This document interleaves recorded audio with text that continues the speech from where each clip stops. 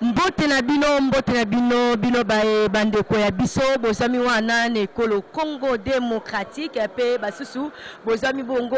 o mikili ya bapaya lelo ndenge toyebisaki na bino mokolo malobi loleki te mosala ya bantoma ya sika ya ekolo Congo démocratique bongo ebandaki penza ya kotala moninga mosusu pe kotala moninga mosusu na koyebaka bongo nimero ya ye kotala bongo kalate ya ye pe kotala pe lisusu bongo o ezali photo na ye koyeba esika nini o ya uti bongo misala yango ya ba commission e bandaki mokolo malelo nzambi ezali pona mikolo mitano kasi yango biso tozami bongo mokolo malelo liboso ya ndako ya bantoma o ezami o bongo ne nguba mokondi Kinshasa uto na République démocratique du Congo kasi ndenge bozali komona bongo mosala mozali kosalema pamba te bantoma bazami bongo ontei ya ndako ya bango ya likita bazali moko sima ya mosusu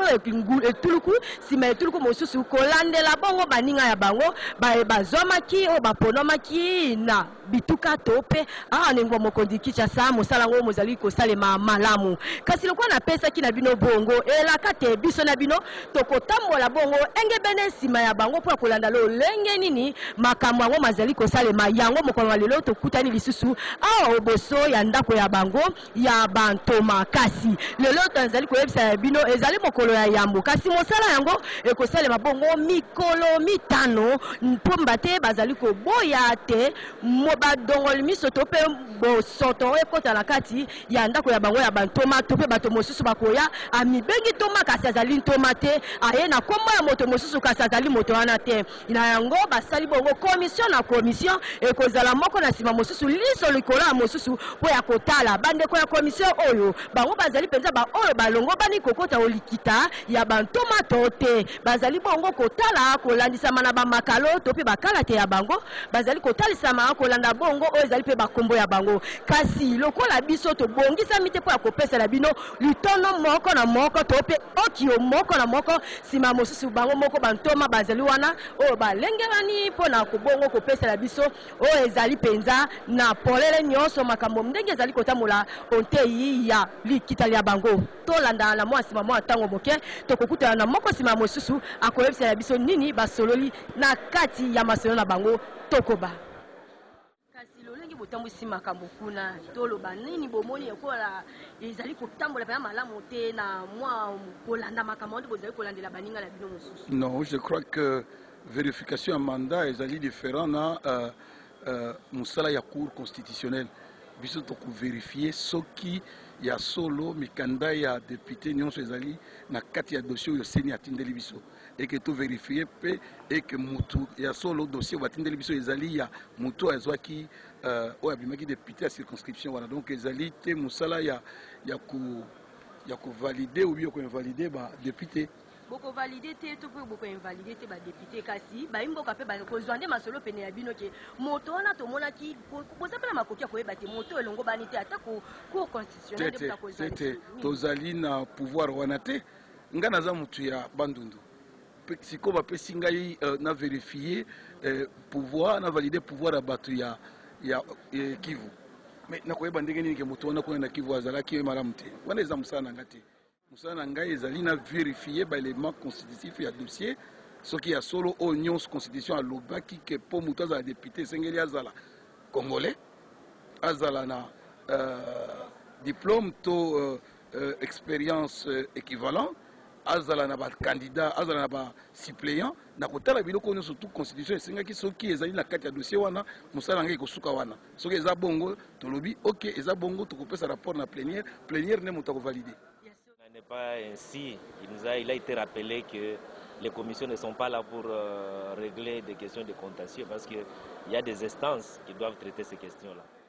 L'ambiance était de bon enfant parce que tout s'est passé normalement et tous les députés étaient d'accord sur certaines questions et chacun a émis son point de vue librement. Il s'avère que la majorité des dossiers en ce qui concerne notre commission, parce que nous avons contrôlé les dossiers de nos collègues du Sud Kivu, la majorité des dossiers sont en bon état. Néanmoins, il y a quelques-uns qui présentent quelques imperfections. on a pris l'option d'appeler les collègues pour qu'ils complètent ces dossiers. Limbola qui liboso papa journaliste na biso ko la ninga ite ke l'élection est salemi mbala oyo ezalite muto alobo triomphalisme biso nde to gagner ezalite quand mususu elobo biso nde tozana na majorité parlementaire tozali boy non biso nyo tozaba na école moko tozana retard mingi makambo ya koswana yango nde na koloba te mbalo ezali nde tosala musala po totombola ekolo na biso tokende liboso na Afrique mobimba soko otali tozaba na suka or biso tozala bana liboso toujours avec cet esprit là ko ngana gagner o ngana sali boy to bossa na no élection seleki to koba siko na musala po totombola mboko na biso. Ils ont continué puisque le groupe commission la commission a sala oya musala après seulement mikolo mususu basilisi mususu basilicité mususu basilisi basta na ba rapport pour ba kotala so ba rapport à misala basali mais jusque les oya ngai komona kwa Faustin nazali député national ya circonscription ya Feshi na province ya Kwango. Il faut continuer à suivre votre dossier à la Cour constitutionnelle parce que c'est là le fond. C'est là qu'on conteste la régularité de votre présence ici. De la Mongala, donc je suis de la commission Mongala et je m'occupe avec les collègues à contrôler la disponibilité des collègues de Kasaï central à siéger et à vérifier si dedans on ne va pas trouver un certificat de décès pour que nous